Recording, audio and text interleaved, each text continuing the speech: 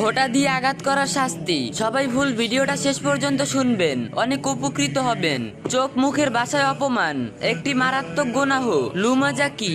লুমাজা হলো এমন একটি আচরণ যেখানে মুখে কিছু না বলেও কাউকে অপমান, উপহাস বা তুচ্ছ করা হয়। ইশারার ইঙ্গিতে, চোখের ত্রুটির ভাষায়, মুখ ভঙ্গিতে বা শারীরিক অঙ্গি ভঙ্গিতে কারো সম্মান নষ্ট করাই লুমাজা। যেমন চোখ টিপে হাসা, ঠোঁট বাঁকানো, নাক মুখ বিকট করা, হাতের ইশারা ভঙ্গ করা, কারো কথা বা চলাফেরা নকল করা। কোরআনের সতর্কবার্তা, ধ্বংস তার জন্য যে নিন্দাকারী ও উপহাসকারী। সূরা আল হুমাজা। হুমাজা মুখে নিন্দা করা, লুমাজা ইশারা বা অপমান করা, দুটোই মারাত্মক গুনাহ এবং জাহান্নামের কারণ। আমরা কিভাবে এই গুনাহ করি? কারো পোশাক বা চেহারা দেখে ব্যঙ্গ করে হাসি, কেউ চলে গেলে পিছনে নাক মুখ বাঁকাই, কারো কথা বা হাঁটা ভঙ্গি নকল করে অন্যদের হাসাই, চোখ দিয়ে তাচ্ছিল্য প্রকাশ করি, হাত বা আঙ্গুল দিয়ে কাউকে দেখিয়ে ইশারা করি। এইগুলো আমাদের কাছে ছোট মনে হলেও আল্লাহর কাছে বড় গুনাহ।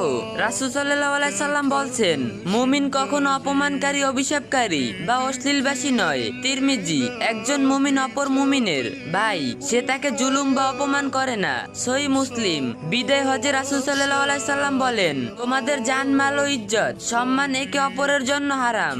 লুমাজাহর ক্ষতি, আল্লাহর অসন্তুষ্ট ও জাহান্নামের শাস্তি। নেক আমল নষ্ট হয়, হুদায় কঠিন হয়ে যায়, সমাজে শত্রুতা ও বিভেদ সৃষ্টি হয়, কিয়ামতের দিন কঠিন জবাবদিহি। তাহলে আমাদের করণীয় কি? তাওবা করুন, অতীতের ভুলের জন্য আল্লাহর কাছে ক্ষমা চান, সম্মান করুন, প্রতিটি মানুষকে সম্মান করুন, দুর্বলতা নয় ভালো দিক দেখুন, নির্ণয় করুন, মুখ, চোখ, হাত ও মুখ ভঙ্গি সবকিছু নিয়ন্ত্রণ রাখুন। বাচ্চাদের ছোটবেলা থেকে শিখান, কাউকে ইশারা ঠাট্টা করাও গুনাহ।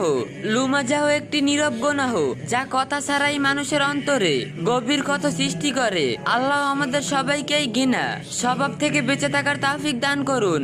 প্রতিটি মানুষের সম্মান রক্ষা করা আমাদের ইমানের দায়িত্ব। ভিডিওটা শেয়ার করে দিবেন, হতে পারে আপনার শেয়ার করা ভিডিও দেখে কেউ এই গুনাহ থেকে বেঁচে থাকলো। ইসলামের যে কোনো বিষয় সুন্দরভাবে জানতে, বুঝতে এবং মহাজরুরি মাসালাগুলো সহজে পেতে এই আইডি ফলো দিয়ে রাখুন। আর ভিডিওটা 3টে কপি লিংক করে দিবেন।